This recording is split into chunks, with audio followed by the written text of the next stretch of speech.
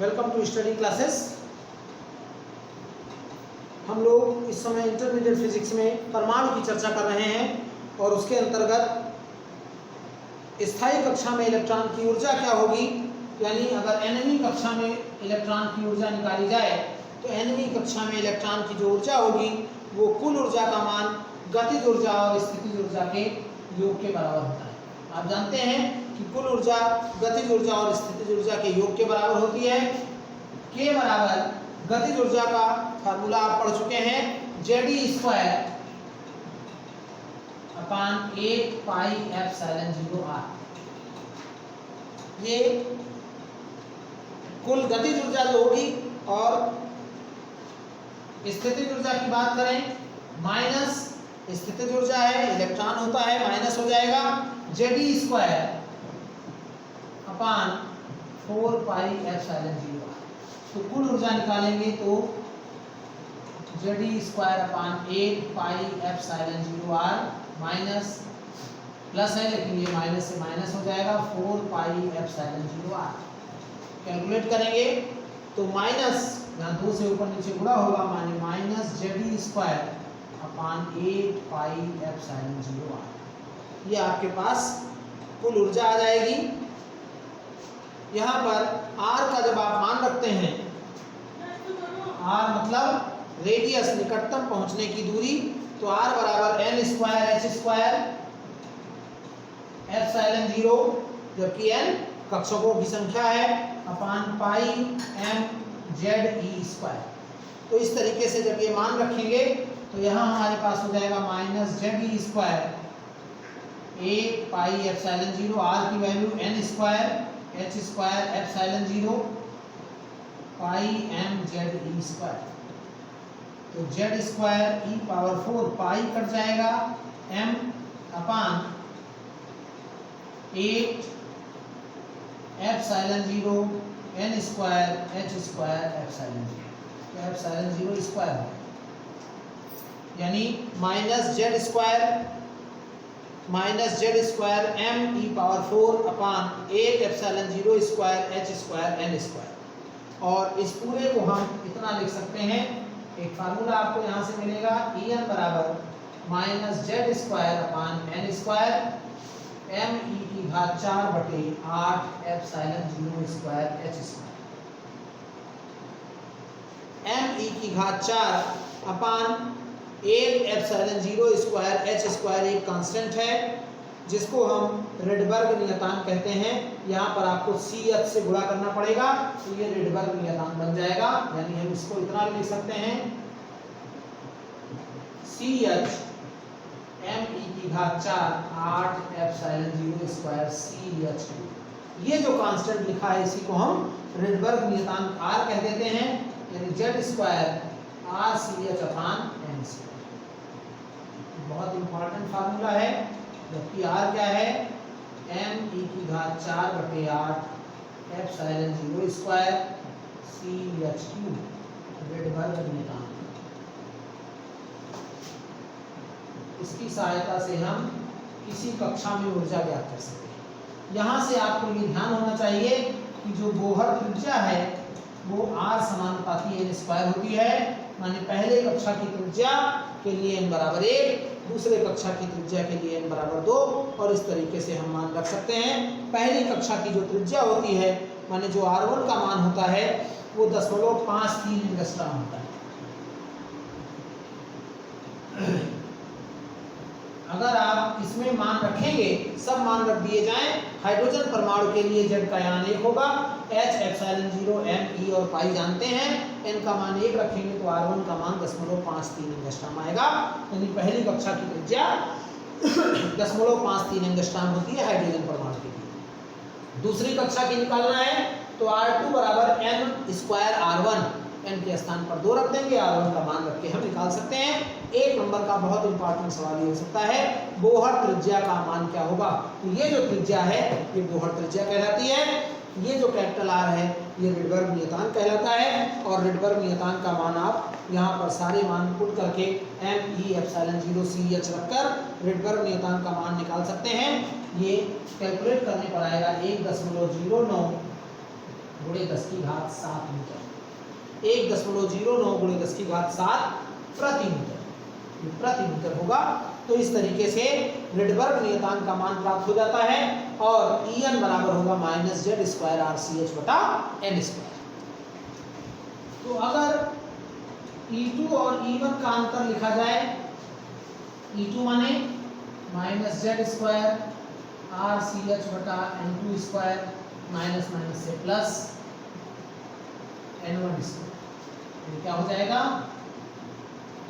z² RCH 1/n1² minus 1/n2। और तरंगदैर्घ्य lambda हो तो लैम्डा बराबर E2 HC बटा E2 minus E, delta E बराबर HC बाई लैम्डा होता है, तो लैम्डा बराबर HC अपान डेल्टा E, यानी 1 लैम्डा बराबर डेल्टा E अपान HC। मान रख देंगे, HC कट जाएगा, क्या आएगा z² R n1² minus 1/n2। ये 1 लैम्डा का फार्मूला हो जाएगा। और हाइड्रोजन परमाणु के लिए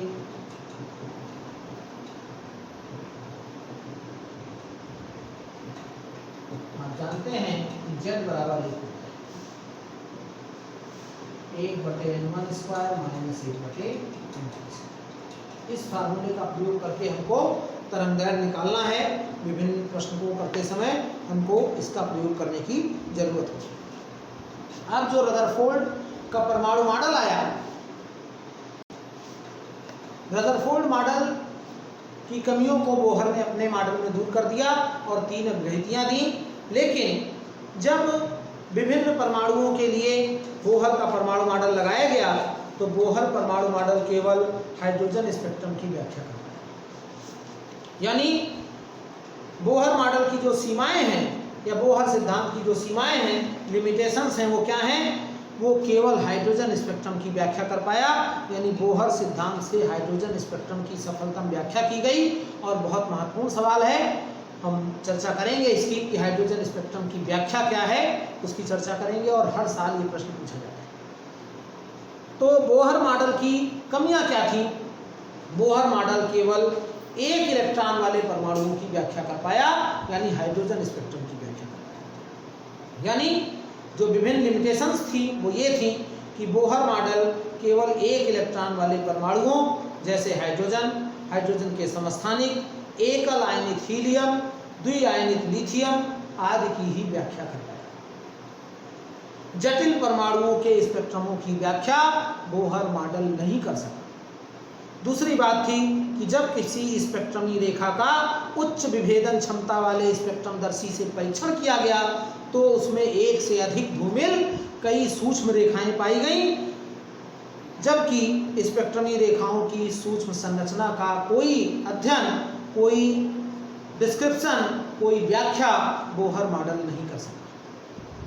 अगली बात कि बोहर सिद्धांत से परमाणु के स्पेक्ट्रमी रेखाओं की आपेक्षिक तीव्रता की जानकारी नहीं होती है और चुंबकीय क्षेत्र और वैद्युत क्षेत्र में स्पेक्ट्रमी रेखाएं कई अन्य रेखाओं में टूट जाती हैं, इनकी भी व्याख्या बोहर मॉडल नहीं कर सकता।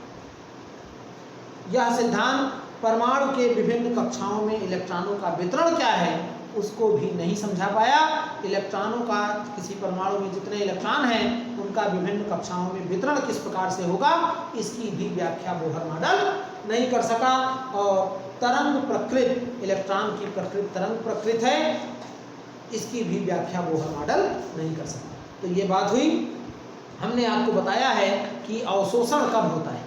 जब परमाणु को कहीं बाहर से ऊर्जा प्राप्त होती है तो वो उचित ऊर्जा का अवशोषण करके अपनी मूल कक्षा से किसी समीप की उच्च कक्षा में चला जाता है और ये अवशोषण संक्रमण कहलाता है। वहाँ 10 की घात -8 सेकंड तक रुककर पुनः अपनी मूल कक्षा को वापस लौटता है और ये संक्रमण जो उसका है वो उत्सर्जन संक्रमण कहलाता है।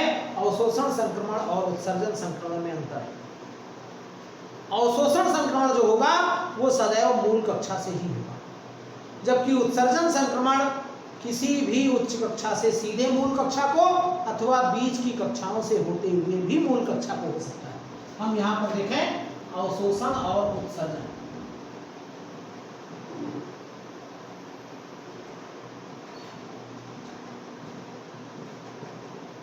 अवशोषण संक्रमण और उत्सर्जन संक्रमण हम दोनों बना रहे हैं और तभी आप अच्छे से इसको समझ सकते हैं। और इस पर भी एक प्रश्न आपसे पूछा जा सकता है। अगर हम 4 कक्षाएं लें, ये हमारे पास 4 कक्षा हो गई, n बराबर 1, n बराबर 2, 3 और n बराबर 4। तो जो अवशोषण संक्रमण होगा पहली कक्षा से दूसरी कक्षा में, पहली से तीसरी में और पहली से चौथी में, ये 3 रेखाएं हमको मिलेंगी अवशोषण संक्रमण में। अगर 4 कक्षा का अवशोषण संक्रमण हम ले रहे हैं, यानी एक ऐसा अवशोषण संक्रमण देखें जिसमें 4 कक्षाएं हैं, तो 4 कक्षाओं के अवशोषण संक्रमण में हमको इस तरीके से 3 रेखाएं प्राप्त होंगी, पहली से दूसरी में, पहली से तीसरी में और पहली से चौथी में। लेकिन अगर हम इन्हीं 4 कक्षाओं का उत्सर्जन संक्रमण देखें,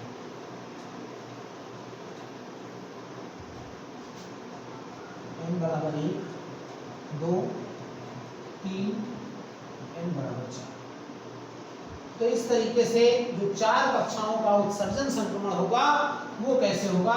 चौथी कक्षा से तीसरी कक्षा में वापस आ सकता है, चौथी से दूसरी कक्षा में वापस आ सकता है और चौथी से सीधे पहली कक्षा में वापस आ सकता है। उत्सर्जन संक्रमण किसी भी उच्च कक्षा से सीधे मूल कक्षा को हो सकता है, चौथी कक्षा से तीसरी कक्षा में, चौथी से दूसरी में और चौथे से पहले। इसी प्रकार से तीसरे से दूसरे में और तीसरे से पहले, और इसी प्रकार से दूसरे से पहले। यानी अवशोषण संक्रमण में हमको 3 रेखाएं मिल रही हैं, जबकि उन्हीं कक्षाओं के उत्सर्जन संक्रमण में 6 रेखाएं मिल रही हैं। क्यों? क्योंकि उत्सर्जन संक्रमण किसी भी उच्च कक्षा से सीधे मूल कक्षा को अथवा बीच की कक्षाओं से होते हुए भी मूल कक्षा को हो सकता है। चौथे से पहली कक्षा में आने के कई तरीके हो सकते हैं, चौथे से तीसरे में आवे, तीसरे से दूसरे में आवे और दूसरे से पहले में आवे, या चौथे से तीसरे में आए फिर तीसरे से सीधे पहले में आ जाए, तीसरे से दूसरे, चौथे से दूसरे में आए और दूसरे से पहले में आए। तीसरे से आने के क्या तरीके हैं? तीसरे से दूसरे में आए और दूसरे से पहले में आए, या सीधे तीसरे से पहले में आ जाए। यानी उत्सर्जन संक्रमण किसी भी उच्च कक्षा से सीधे मूल कक्षा को अथवा बीच की कक्षाओं से होते हुए भी मूल अवस्था को हो सकता है, जबकि अवशोषण संक्रमण सदैव मूल कक्षा से ही होता है। मतलब क्या है कि अगर कोई परमाणु दूसरी कक्षा में है तो वो वहां ऊर्जा का अवशोषण नहीं करेगा। कब करेगा? जब उसको कहीं से ऊर्जा मिलती है तो अपनी मूल अवस्था से ऊर्जा का अवशोषण करके अपने समीप की किसी उच्च कक्षा में चला जाता है और वहां 10⁻⁻8 सेकंड तक रुककर पुनः अपनी मूल कक्षा को वापस लौटता है। जब वापस लौटता है तब विद्युत चुंबकीय तरंगों के रूप में ऊर्जा का उत्सर्जन करता है। मतलब क्या हुआ कि अगर वो पहली कक्षा में ऊर्जा का अवशोषण करके दूसरी कक्षा में या तीसरी कक्षा में चला गया है और फिर उसको ऊर्जा प्राप्त हो रही है, तो वो ऊर्जा का अवशोषण नहीं करेगा। ऊर्जा का अवशोषण करने के पहले वो अपनी उस उच्च कक्षा से मूल कक्षा में वापस लौटेगा।